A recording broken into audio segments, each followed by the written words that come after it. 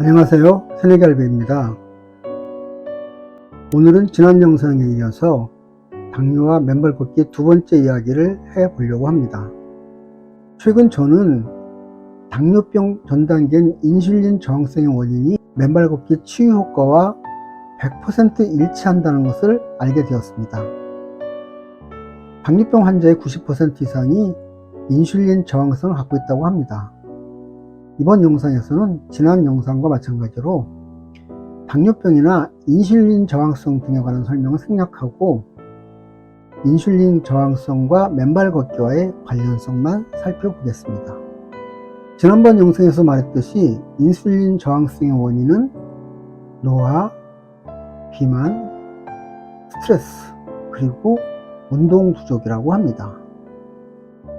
인슐린 저항성의 원인이 노화, 비만, 스트레스, 그리고 운동 부족이라면 이 네 가지를 해결하면 당뇨병을 예방할 수도 있고 나아가 병도 고칠 수 있다는 말이 됩니다.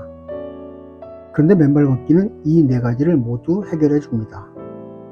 지난 영상에서는 비만과 운동 부족 문제를 살펴보았는데 이번 영상에서는 스트레스와 노화를 다루어 보겠습니다. 비만과 운동 부족과 함께 인슐린 저항성의 또 다른 중요 원인에는 스트레스가 있습니다. 여기서 말하는 스트레스는 코티솔 호르몬을 분비하게 하는 위협 반응 스트레스, 즉 Fight or Flight 스트레스를 말합니다. 맨발 걷기와 스트레스는 제가 올린 3개의 스트레스 시리즈 영상에서 아주 자세하게 다루었기 때문에 이들 영상들을 보시면 좋을 것 같습니다. 이번 영상에서는 아주 간략히 요약만 하겠습니다. 결론적으로 말하면 맨발 걷기를 하면 우리 몸은 나쁜 스트레스를 좋은 스트레스로 바꿔줍니다. 나쁜 스트레스는 코티솔 호르몬이 나오게 하는 위협 생존 반응 스트레스이고 좋은 스트레스란 DHEA 호르몬이 나오게 하는 도전 스트레스를 말합니다. 스트레스란 우리 몸의 균형을 깨려는 외부의 자극과 이 자극에 맞서는 우리 몸의 반응을 가리킵니다. 만약 우리 뇌가 이 자극이 나에게 해를 줄 것이라고 생각하면 이를 위협으로 느끼고 이에 대응하는 반응을 합니다. 근데 뇌가 이 자극을 내가 충분히 감당할 수 있다고 생각하면 이것에 맞는 반응을 합니다. 뒤에 것을 도전 반응이라고 하고 앞에 것을 위협 반응이라고 합니다.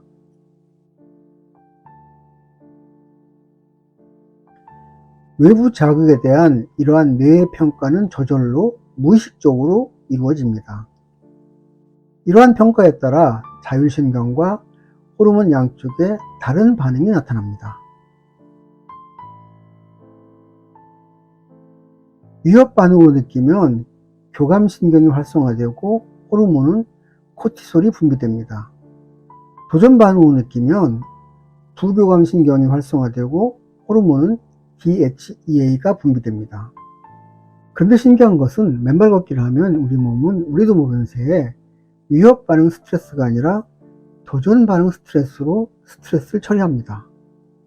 이 전체 이야기는 앞서 올린 3개의 영상의 시리즈로 올라가 있습니다.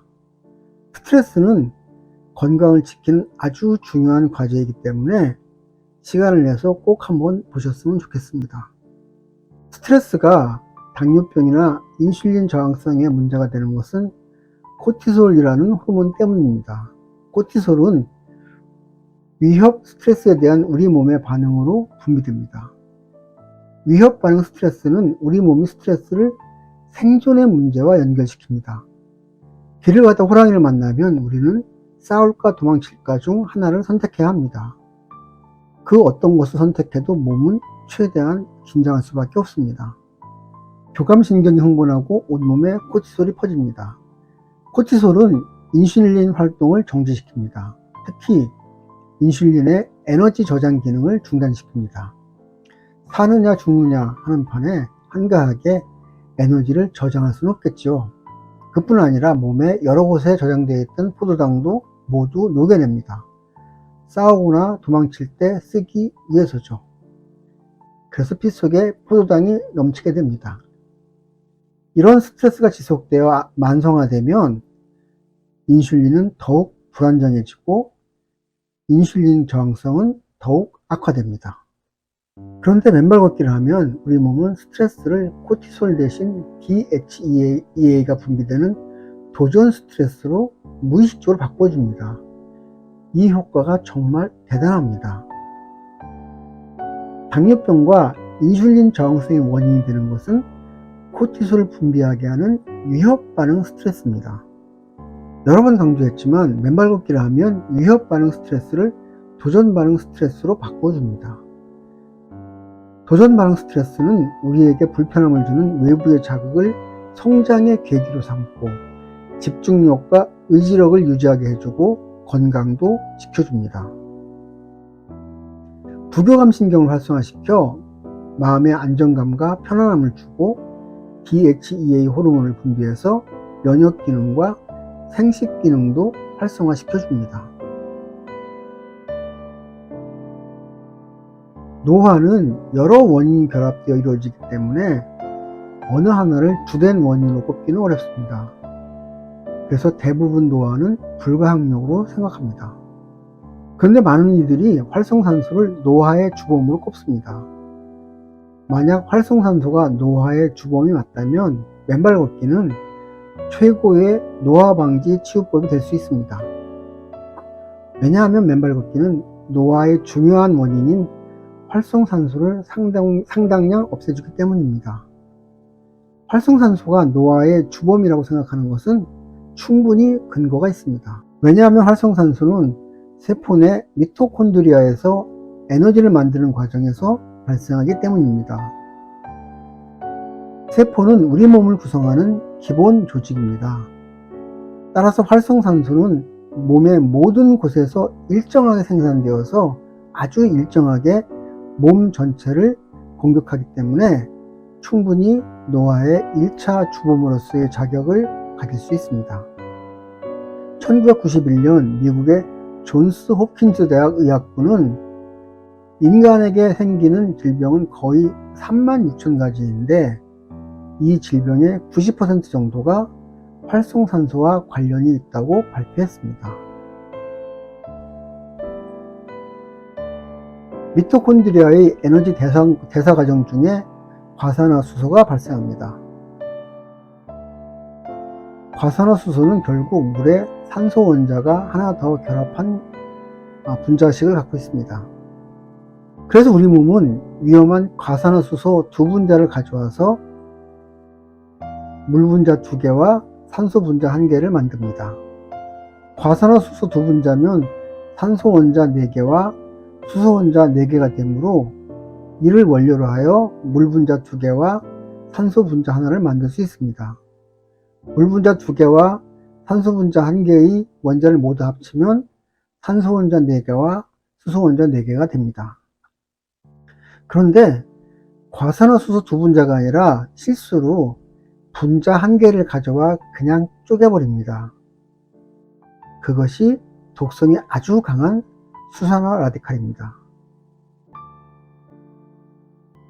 수산화 라디칼은 세포당 대략 초당 50개 정도 발생한다고 합니다. 그럼 세포는 하루 최소 400만 번의 활성산소 공격을 받게 됩니다. 이것을 산화 스트레스라고 하며 스트레스의 중요한 원인 중에 하나입니다. 많은 분들이 우리 몸의 항산화 시스템이 활성산소가 우리 몸을 공격하기 전에 방어한다고 말하는데 그렇지 않습니다. 수산화 라디칼은 반응성이 워낙 강해서 생성과 동시에 가장 가까이 있는 물질과 무조건 반응합니다. 그 어느 것도 이 과정을 막을 수 없습니다. 우리 몸의 항산화 시스템은 그 일자 피해 물질을 복구하는 것부터 시작합니다. 활성산소를 라디칼 또는 프리 라디칼이라고 하는데 이것의 의미는 연쇄 반응을 하는 물질이라는 뜻입니다. 수산화 라디칼이 어떤 물질을 공격하는 것을 산화라고 하고 그 산화된 물질을 다른 무언가가 복구해 주는 것을 환원이라고 합니다. 만약 산화된 물질을 적절히 환원시키지 못하면 그 산화된 물질이 또 다른 활성산소가 되어서 다른 물질을 공격합니다. 이 과정은 영구히 계속됩니다. 마치 좀비를 연상하면 됩니다. 활성산소가 좀비와 다른 것은 좀비는 회복하지 못하지만 활성산소는 전자만 주면 곧바로 회복, 즉 환원됩니다. 우리가 항산화제라고 말하는 영양제나 물질, 비타민들은 활성산소에게 전자를 잘 내주는 물질들입니다. 어떤 분들은 활성산소가 양전환을 띈 물질이 아니기 때문에 어싱이 성립될 수 없다고 하는데 저는 여기에 동의하지 않습니다. 메커니즘으로 보면 활성산소는 대부분 양전환을 띤 정전기일 수밖에 없습니다. 최초의 활성산소인 수산화 라디칼은 중성이 맞습니다. 그런데 수산화 라디칼에게 전자를 갈취당한 물질은 그 어느 것이라도 양전환을 띌 수밖에 없습니다. 왜냐하면 이들 물질은 온전한 상태에서는 분명 중성이었을 테니까 말이죠. 세포당 초당 50개의 수산화 라디칼이 만들어지면 우리 몸의 세포 개수가 대략 30조 개라고 하니까 우리 몸에서는 초당 50개 곱하기 30조 개, 즉 1500조 개의 양전하가 만들어집니다. 초당 1500조 개의 양전하의 전압이 얼마가 될지는 모르겠지만 분명 우리 몸에는 플러스 정전기가 매 순간 만들어지고 축적되고 있는 것은 분명합니다. 활성산소들이 항산화 시스템에 의해 제거된다고 해도 양의 전압이 줄어들지는 않습니다. 왜냐하면 활성산소에게 전자를 준 항산화 물질 역시 양의 전하를 띨 수밖에 없기 때문입니다. 활성산소로 우리 몸에 양의 전압이 쌓여가는 동안에 우리가 맨발로 땅을 밟으면 땅속의 자유전자가 몸으로 튀어올라 활성산소들을 모두 중화시켜 줍니다. 그럼 순간적으로 몸속의 좀비들이 모두 양같이 순해지는 신기한 현상이 일어납니다. 몸은 신기하겠지만 사실은 전류가 발생한 것 뿐입니다. 전기는 양의 전압을 기준으로 높은 곳에서 낮은 곳으로 흐릅니다. 활성산소가 쌓이면 우리 몸에는 양의 전압이 생기는데 전기적으로 땅의 전압은 0이기 때문에 땅과 우리 몸이 연결되면 전기는 우리 몸에서 땅으로 흐르고 전자는 땅에서 우리 몸으로 올라옵니다. 이 과정은 우리 몸의 양전하가 모두 중화되면 중단되고 생기면 다시 이어집니다. 맨발 걷기를 오래 하면 효과가 더 큰 이유가 바로 이것입니다. 맨발 걷기에 의한 항산화 효과는 걷는 시간 동안만 일어납니다. 시간이라는 변수가 있기는 하지만 맨발 걷기는 아주 확실한 항산화 메커니즘입니다. 그래서 걷기만 하면 정도의 차이는 있을지라도 효과는 무조건 있습니다. 이런 의미에서 맨발 걷기는 최고의 항노화 활동이 될 수 있습니다. 이상 알아본 바와 같이 맨발 걷기는 당뇨병 또는 인슐린 저항성의 직접적인 원인이 되는 비만, 스트레스, 운동 부족, 노화 등 4가지의 맞춤형의 모범 답안을 줍니다. 원래는 이 4가지를 한 번에 다루려고 했는데 정리를 하다 보니까 각 개별 주제가 모두 중요한 내용이라서 줄이지를 못해 부득이 2번에 나누어 영상을 올렸습니다. 지난 영상인 비타민과 운동 부족편도 꼭 보십시오. 아무튼 맨발 걷기는 이 4가지에 대한 답을 모두 갖고 있습니다. 따라서 당뇨병이나 인슐린 저항성이 의심된다면 의심하지 말고 신발을 벗고 걸어보십시오. 반드시 효과를 얻을 수 있습니다. 다만 당뇨가 있으신 분들은 상처를 조심해야 한다고 들었습니다. 그래서 최대한 안전한 곳에서 안전한 방식으로 맨발 걷기를 하시는 것이 좋겠습니다. 이 점에서 맨발 걷기는 걷기 운동이 아니라는 것을 꼭 명심하셨으면 좋겠습니다. 이번 영상은 여기서 마치겠습니다. 지금까지 시청해 주셔서 감사합니다. 구독, 좋아요, 알림 설정 부탁합니다. 다음 영상에서 뵙겠습니다. 자료를 만들며 참고한 자료는 다음 화면에 게시하겠습니다.